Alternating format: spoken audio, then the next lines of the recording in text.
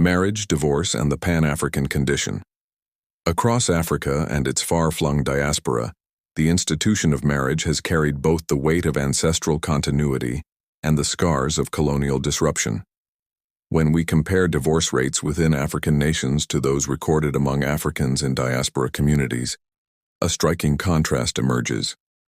In many African countries, the formal rate of divorce remains relatively low, often below 2 divorces per 1,000 people per year, whereas in diaspora contexts, particularly the United States, Britain, and parts of the Caribbean, separation and divorce are far more common. At first glance, this divergence may suggest that marriages in Africa are more stable or sacred. Yet a Pan-African reading reveals that the numbers are less about marital quality and more about the structural conditions, legal frameworks, and cultural adaptations that African people navigate across space and history. The colonial inheritance of law and marriage. Under many pre-colonial African systems, marriage was not simply a contract between 2 individuals, but a covenant between families, clans, and spiritual forces. Dissolution of marriage, when it occurred, was typically managed through community arbitration, bride wealth negotiations, and ancestral rituals. Divorce in this sense was not stigmatized so much as contextualized. It was part of the rhythm of communal life, bound by the responsibility to children and lineage. Colonial rule disrupted this equilibrium. European administrators codified marriage into rigid civil and religious categories: Christian marriage, Islamic marriage, customary marriage, each with different rights and restrictions.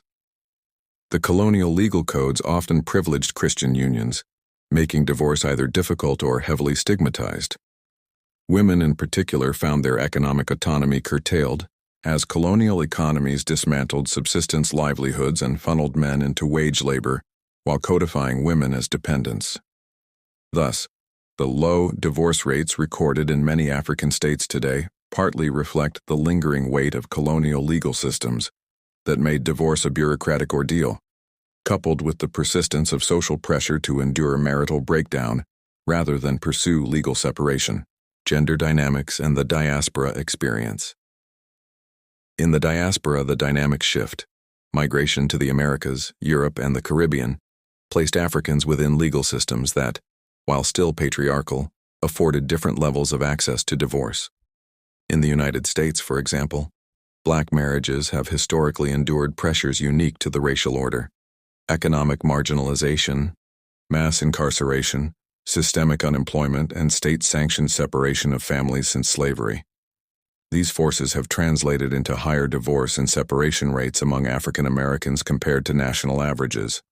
Here, the act of divorce is not merely personal, but a reflection of systemic violence against Black family stability. At the same time, African immigrants in the diaspora often report lower divorce rates than native-born populations, suggesting that cultural norms around marriage persist across oceans. Yet as generations settle, acculturation shifts gender expectations. Women in the diaspora often gain more economic independence and legal protection than their counterparts in many African nations, empowering them to leave marriages that are unfulfilling, unsafe, or unjust. From a Pan-African perspective, this can be read not as family breakdown, but as a reclamation of dignity and agency in contexts where autonomy is possible. Repatriation, return, and the reimagining of marriage. The conversation on divorce cannot be divorced from the broader project of African return and repatriation. For diasporic Africans seeking to reconnect with ancestral homelands, questions of family, marriage, and kinship are central. Many returnees encounter the shock of African legal systems where divorce is rare, stigmatized, or procedurally labyrinthine. Conversely, Africans on the continent sometimes view diaspora divorce patterns as evidence of cultural erosion or Western excess. Yet the Pan-African vision calls us to transcend these binaries. The task is not to valorize low divorce rates as inherently virtuous, nor to pathologize higher rates as inherently destructive. Rather, it is to ask, what do these rates tell us about the conditions under which African people are forced to love, partner, and parent? When economic precarity, colonial law, or racialized oppression shape marriage, divorce becomes a mirror of structural injustice.